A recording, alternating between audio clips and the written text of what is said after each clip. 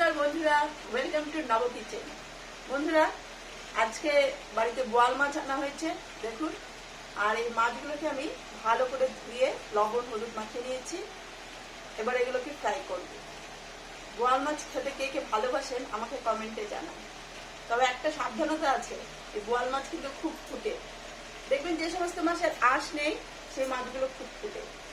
তাই যখন আমি ভাজবো তার আগে একটু তেলের মধ্যে লবণ দিয়ে দিব। আর মাছটাকে ভাজার সময় ঢেকে ঢেকে ভাজতে হবে।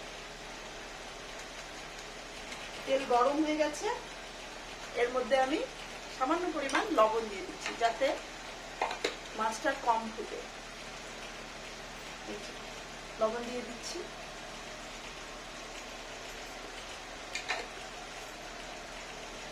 এবারে মাছগুলো দিয়ে দেব।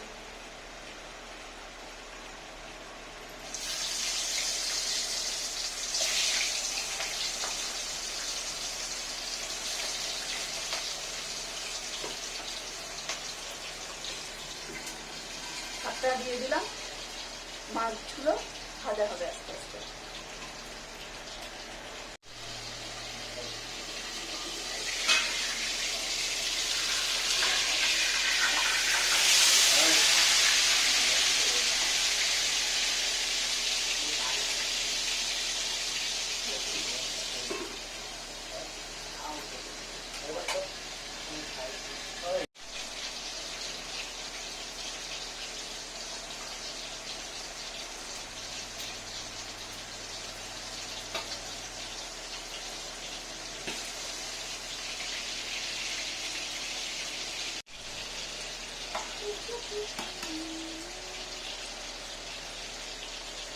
মাছ এদিকে ভাজা হচ্ছে, ততক্ষণে আমি ভাতটা নামাইনি, হয়নি এটা এখনো।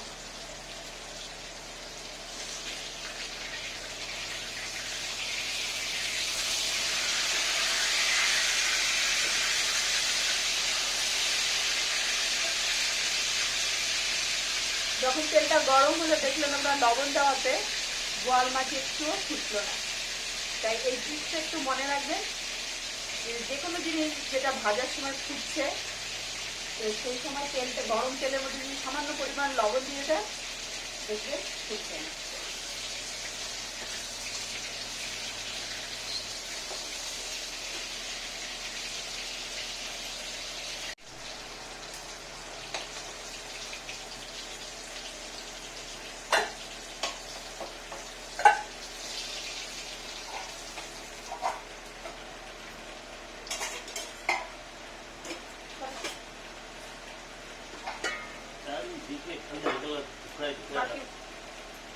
বাকি মাছগুলো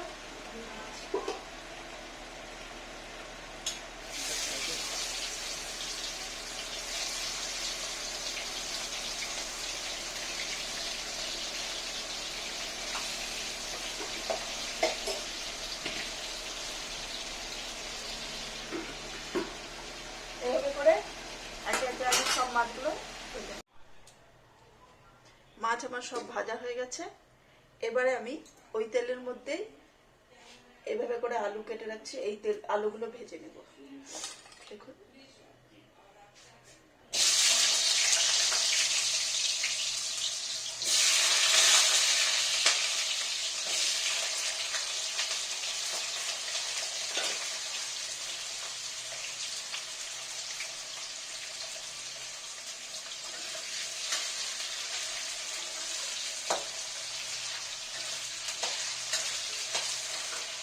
আলুগুলোর মধ্যে অল্প লবণ আর হলুদ দিয়ে দিই।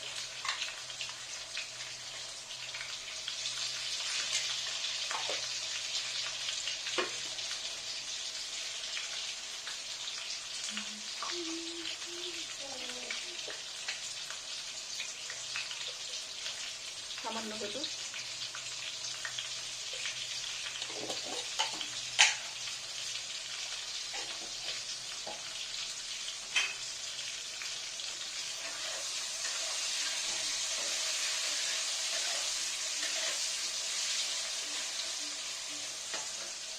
আলুটাকে হালকা লাল লাল করে আমাকে ভেজে নিতে হবে। আলুগুলো দেখুন বন্ধুরা ভাজা হয়ে গেছে। হালকা হালকা লাল লাল কালার এসেছে। এবার এর মধ্যে আমি পেঁয়াজ দিয়ে দিব আর কাঁচা লঙ্কা। তবে তার আগে আমি ফোড়ন দিয়ে দিব। ফোড়নটা আগে দিইনি, কারণ আলুটা ভাজতে অনেকক্ষণ সময় লাগছে, ফোড়নটা পুড়ে গেলে তিতা তিতা ভাব হয়ে যাবে। এখানে আমি ফোড়ন হিসাবে 5 ফোড়ন নিই, 5 ফোড়ন দিয়ে দিলাম, আরো খানিকটা দিয়ে দিই।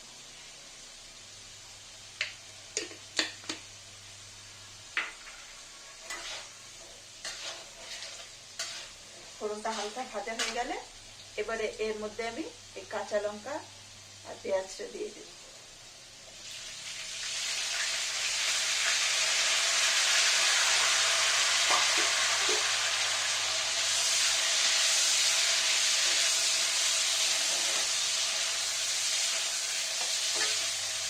পেঁয়াজটা দেওয়ার পরে আরো খানিকটা লবণ দিব, যাতে করে পেঁয়াজটা নরম হয়।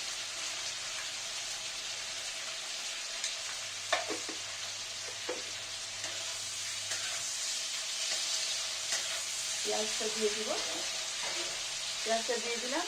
এবারে আমি কিছু টমেটো কাটে রাখছি, টমেটোগুলো দিয়ে দিব। টমেটোগুলো এভাবে করে আমি পাতলা পাতলা করে কেটে দিচ্ছি। পেঁয়াজটা নরম হয়ে গেছে অনেকটা। এবার এর মধ্যে আমি টমেটোগুলো দিয়ে দিব। টমেটোটা চাইলে আপনারা পেস্টও করে দিতে পারেন, তবে আমি আজকে ছোট ছোট করে কেটে দিচ্ছি।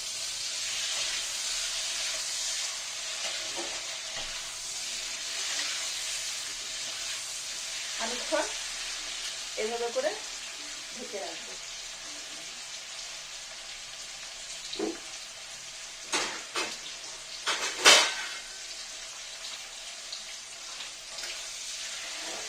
টমেটোটা নরম না হওয়ার জন্য এভাবে ঢেকে ঢেকে ভাজতে দেব।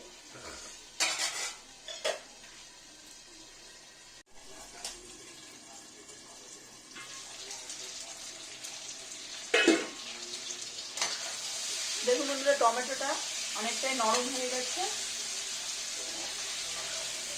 এবারে এর মধ্যে আমি হলুদটা আরেকটু দিব, কারণ হলুদটা আমি যখন আলুগুলো ভাজছিলাম তখনই দিচ্ছি। আরো খানিকটা হলুদ দিব, আর বাকি যে মশলাগুলো সেটা দিচ্ছি।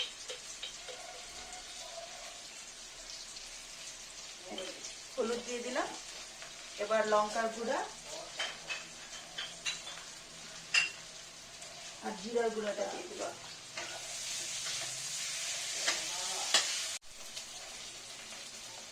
লঙ্কার গুঁড়া দিয়ে দিলাম। ঝালটা আপনারা স্বাদ অনুযায়ী দিবেন। এবারে খানিকটা জিরার গুঁড়া দিব।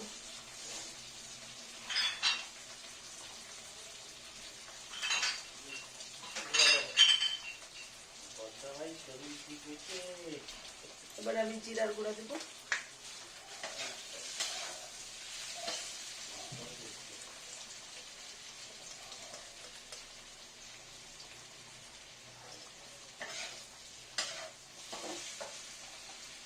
কালারটা দেখে বুঝতে পারছেন কত সুন্দর কালার আসছে, দেখুন।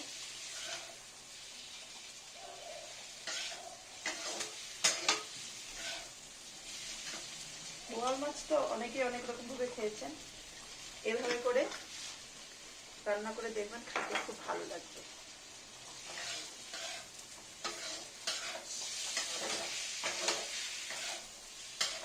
এবারে লবণ আরো খানিকটা, লবণ তো আমি আগেও অল্প অল্প করে দিচ্ছি দুবার, আরো খানিকটা দিয়ে দেব।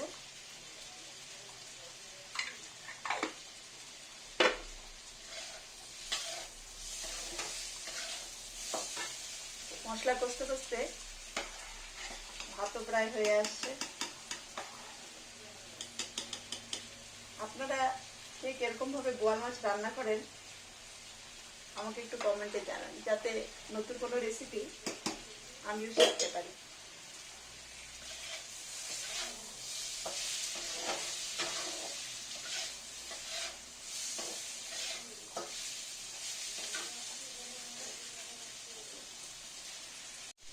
মশলা কষানো হয়ে গেছে, খানিকটা জল দিয়ে দিই। একবারে জল দিব না,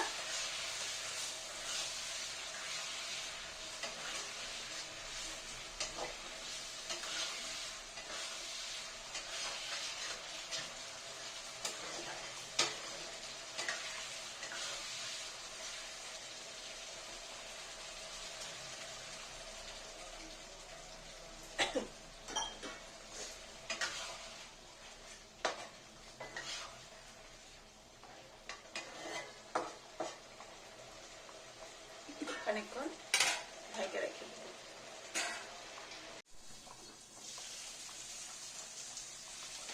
জল শুকায় গেছে,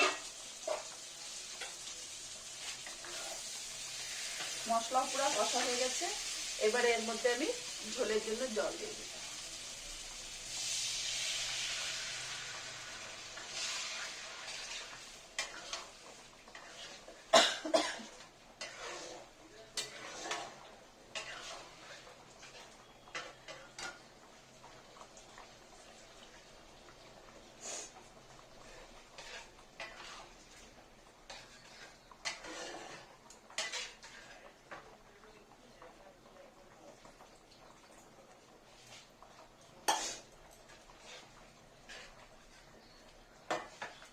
এবারে মাছটা দিয়ে দিব।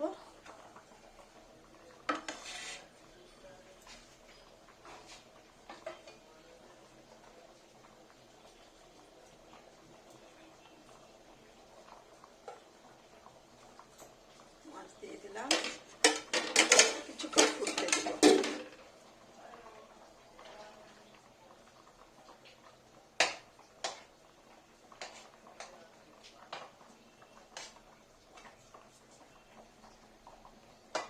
কালার দেখে বুঝতে পারছেন বন্ধুরা রান্নাটা কেমন হয়েছে।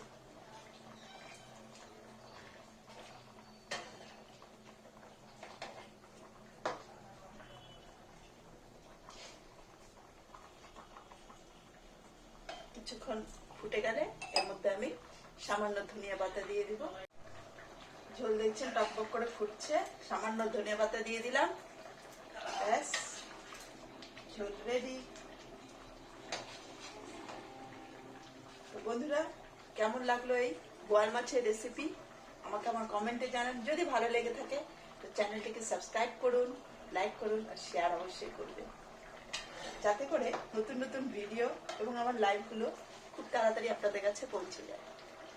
আজকের মতন এখানেই শেষ করছি, আবার দেখা হবে, বাই।